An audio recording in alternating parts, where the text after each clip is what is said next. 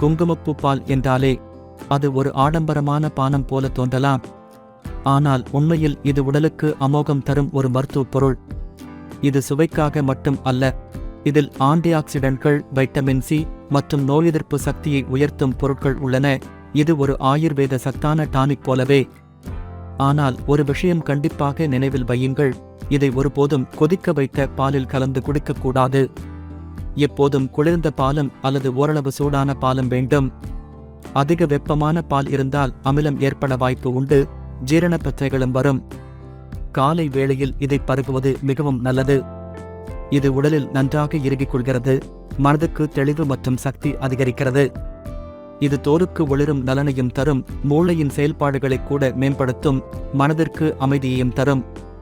சிறிதளவு குங்குமப்பூ ஒரு கிளாஸ் பால், இதை பொருத்தமாக ஒவ்வொரு நாளும் எடுத்துக்கொண்டால் உங்கள் உடல்நலத்திற்கு மட்டுமல்லாமல் முகம் பிரகாசிப்பதற்கும் மன அமைதிக்கும் உதவிகரமாக இருக்கும்.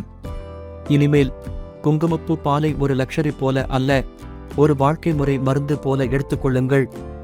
இதே போன்ற மேலும் பல ஆரோக்கிய கலவைகளுக்காக எங்கள் நாகேஸ்வர் ஆயுர்வேதிக் பக்கத்தை தவறாமல் பின்தொடருங்கள்.